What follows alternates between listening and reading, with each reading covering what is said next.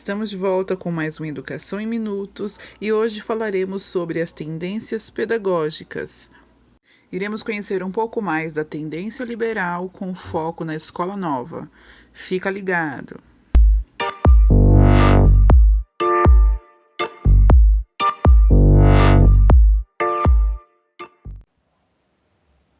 A tendência liberal escola nova iniciou-se no Brasil na década de 20, final do século XIX, com o objetivo de mudar o conceito escola tradicional para uma escola ativa, onde o aluno seria o protagonista do processo da construção do conhecimento, com um aprendizado voltado à experiência, e não mais pelo ensino tradicional, onde o professor era detentor do conhecimento. Agora, ele passa a ser mediador dele.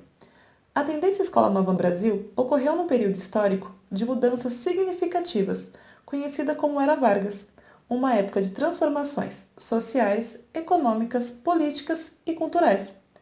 Fernando de Azevedo e mais 26 intelectuais organizaram o Manifesto dos Pioneiros, trazendo ideias de John Dewey, filósofo e educador norte-americano, com influências de democracia para a educação, sendo o manifesto direcionado ao povo, ao governo, como educação nova, ativa, laica, democrática e pública.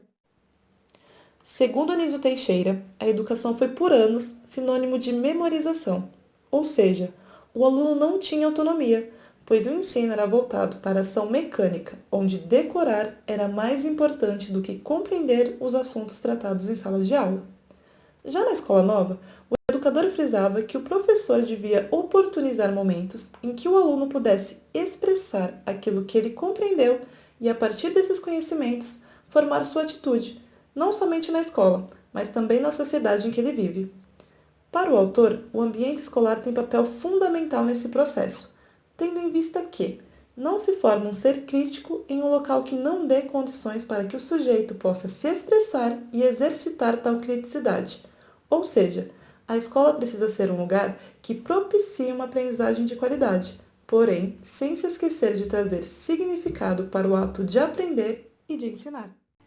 Ao analisarmos a questão de teoria e prática escolanovista, se por um lado a intenção era que o aluno tivesse atuação ativa, aprender por meio de experiências e descentralizar o viés tradicional do professor que detém o saber, tem-se então a possibilidade de mudanças significativas. Buscava-se, segundo Toniaso, superar os postulados da escola tradicional por meio de uma reforma interna na escola, com destaque para o fato de partir do interesse das crianças, o ensino de aprender fazendo. Porém, verificamos uma certa resistência de efetivação, pois a realidade é tradicional, deixando de lado a prática da autonomia, contradizendo-se, e assim, de acordo com Paulo Freire, quando a educação não é libertadora, o sonho do oprimido é ser opressor. Sendo assim, entende-se que superar o método tradicional é desafiador, mas é preciso que tenhamos esperança, dita por Freire. A esperança do verbo esperançar e não do verbo esperar. Esperançar é se levantar, ir atrás, construir e não desistir. A educação passou por várias mudanças.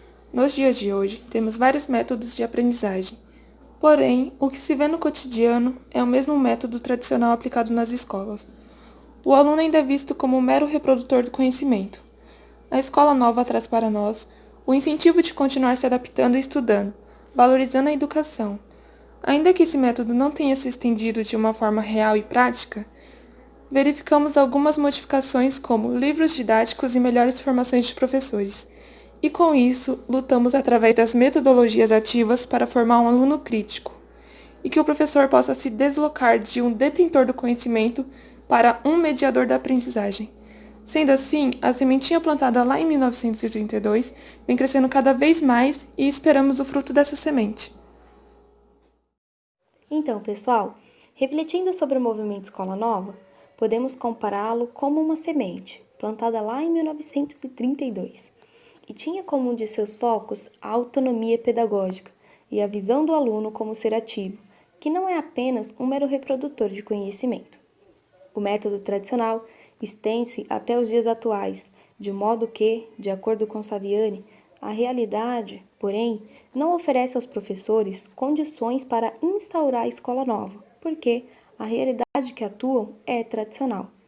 Sendo assim, essa inspiração convoca cada um de nós, futuros e educadores atuantes, possibilitar para essa árvore que cresceu mais condições de dar frutos de transformações reais, pois os nossos alunos mudaram e necessitam de um aprendizado mediado pelo professor e liberdade para participar ativamente. A partir das ideias expostas, entende-se que a tendência escola nova foi muito importante para a história da educação e da didática, pois permitiu um novo olhar sobre como a criança aprende. Muito diferente do ensino que ocorria anteriormente, que, como já citado, era por meio da memorização, do decorar, não era dado espaço para o aluno expressar-se. Com o movimento Escola Nova, o olhar do professor para o aluno muda e passa-se a entender que o educando necessita aprender participando ativamente, ou seja, por meio da experiência, aprender fazendo, expondo sua opinião, e não como mero receptor como acontecia anteriormente. Sendo assim, deve-se estudar e analisar essa tendência para entender melhor como a prática pedagógica vem se transformando ao longo dos anos e para melhorar a nossa prática como pedagogos.